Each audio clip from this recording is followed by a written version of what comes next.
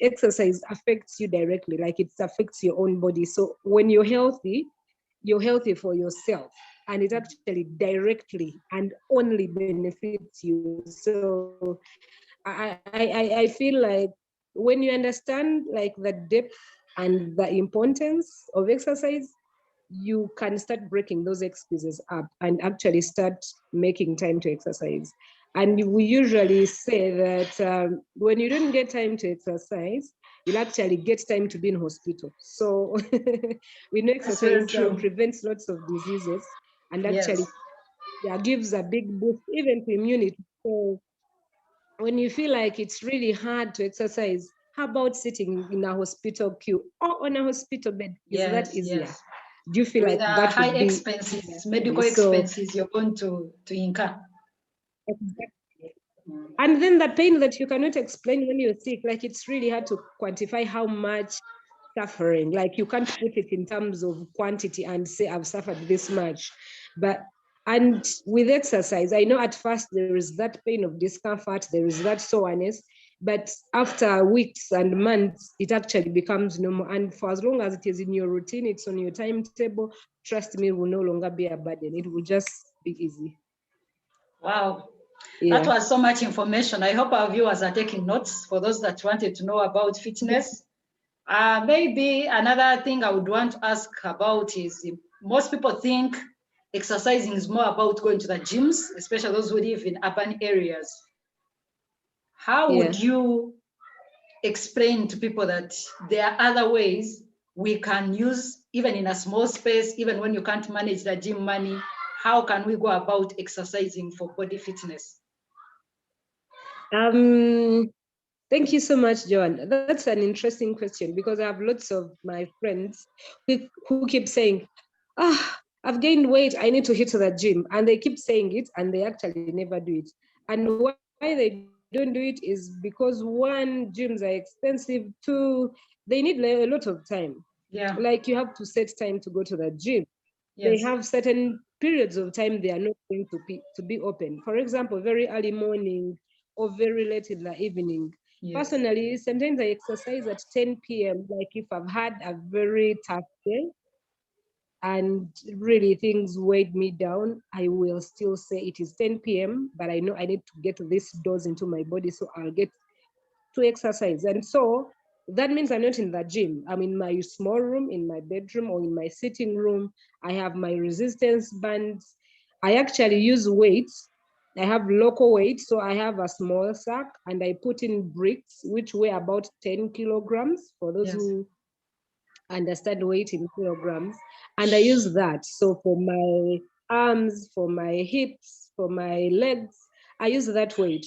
And you're not going to tell me that I'm not building my muscles because I'm not in that gym. So actually, it's worth to think about. The gym is very good if you can afford it, and if you have the right person to actually teach you. Some gyms do not have like very trained people. And so you will go and you will start exercising at someone else's pace. And it might, I've met many people who have found it difficult because they were put at a certain level that they had not yet reached. And actually that like took them down. So if you can go to the gym and you have a very good coach or instructor in the gym, well, it's okay. But if you cannot, you could do anything at home. Like there are lots of things you can actually do in your small room. You can jog if you're able to jog. You can skip a rope and add other exercises. So really you can exercise anywhere. And you can even lift the simple household items. A small jerrycan of water can be used as weight. A kilogram of rice or beans can be used in your house. Like even a small mat, just a simple mat, you can do so many exercises, which is very affordable. Exactly. Yet when you go to the gym, you find that the gym instructor is charging 50,000 per session. And this is something, maybe little money at about so many things you can use at home for exercise. Exactly. You can use a simple mat, a carpet, anything you have in the house, even a towel or even a bed cover. So really, if you can afford the gym, go to the gym. If you cannot afford it, exercise anyway. Okay. Thank you for clarifying that. So I would also want to ask on behalf of those that think if I'm exercising, then I should continue eating normally. How do you explain to them how they can incorporate maybe good feeding with fitness? Because we tend to get high appetite after exercise. And you find someone has left the gym and has rushed to the supermarket for ice cream. So are there certain foods that you should really avoid or certain foods you should eat during body fitness goals time? Yeah, thank you. So thank you so much. That's a very interesting question. So we know from science that our muscles are fat. And when we exercise, in one way to build our muscles, we actually break our muscles first. Like our muscles will first break before they like repair. So there are small tears that happen in our muscles, but that are the reason why our muscles build and grow in size and in shape. And so being proteins, then we need to have lots of proteins in our bodies to be able to build those muscles.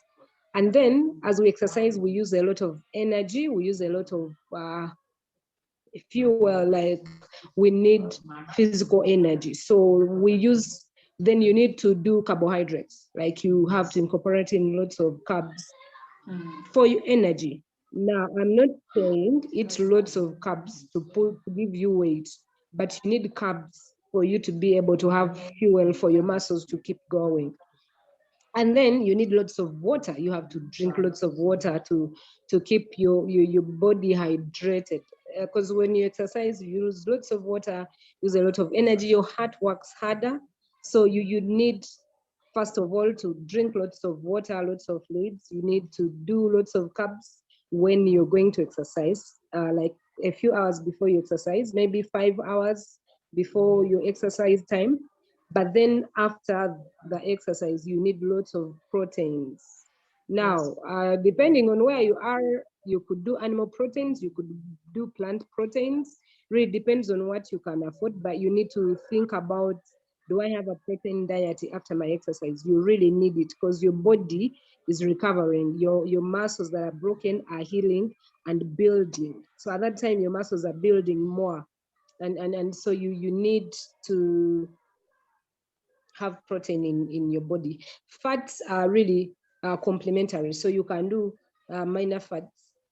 They don't have to be primary. For as long as you have good glucose in your blood and you're sure your muscles are getting enough fuel, and then you're not going to be dehydrated because that could give you a headache or even put your blood volume low. Like you need lots of fluid in your body and then proteins as you recover.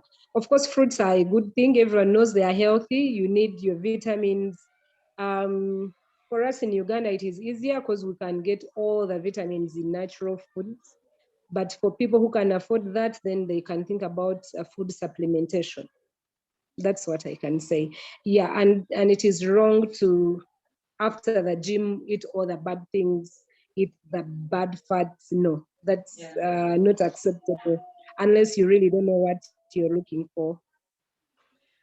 Thank you so much again for clarifying that. But we have people that have a sweet tooth, as commonly said, and they can't avoid it. So how can we really deal with such people if they are trying to achieve the fitness goals? So to be honest, having sweets is not going to stop you from being fit. And yes, but we know that there are complications and resultant side effects that will come from too much sugar consumption. Yes. For example, if you have lots of sugar in your blood, when you exercise, you're at an advantage because with or without insulin, your muscles can take up most of the sugar. Yes? But when you have excess sugar that is going to irritate even your muscles and nerves, then eventually you will struggle to exercise effectively. Okay. So it's about which comes first or which comes later. So with lots of sugar, you're going to reach a point when you cannot exercise effectively. But much as your body, when you're able to do it, your body will use most of the sugar. But if it is too much, then it is going to affect how you exercise, like in the long run. So it's about weighing both sides and seeing which one you actually want. I have a friend who told me, Night, I had actually stopped eating ice cream for some time, and I felt like I was sacrificing a lot. So I was laughing and I was telling her, I never eat ice cream. I don't even think about it. Like, why would ice cream be a problem for me? I don't even think about it. So, but we understand that we're all at different points. And so, and we really keep learning, we keep progressing to the better. So when you discover that something is not very good for what you want to achieve, then you start like thinking more about doing without it, and eventually you'll actually do without it. Okay, yeah. Wow, thank you. That is a lot of information. And I think most of the questions that were forwarded to me we have answered them. Maybe I would like to know if they are your last words for my viewers that are watching. And if they bring more questions, maybe in future, then I know they request you to come back, we shall be privileged to host you again. Thank you so much, Joanne, for the opportunity. And maybe my final words will be like, you have to start somewhere. You're not going to reach where you have not thought of going. Yes. You start somewhere, and we all start at different points. Yes. I started when I was very unfit, and I had just had a baby, and I joined a group of very fit guys, and it was very hard, but I did start there. There are people who are going to start when they're actually sick and they're recovering, and they can actually start their journey there. So our journey to fitness really has no limit, and it's all individualized. So finally, start small. Just start with anything. Yes. Start with 10 minutes, then do 15, then do 20. Slowly by slowly, you'll see that it's really not that hard. Trust me, before you start it, exercise will always appear hard. It will be difficult. It's true. It'll be difficult before you start it, or you will start and it's hard, and you stop and you start. But when you actually pick up the routine and make up your mind and say, I'm doing this no matter what, you actually do it. And yeah, whenever you have any questions, I'll be glad to respond to them. Thank you so much. Oh, thank you so much. Once again, we are really privileged to host you today. And in case we have not tackled any questions or you have any questions, please note them in the comment section below. And please like our video. Give any suggestions, any feedback is welcome. Thank you so much. Bye. Bye.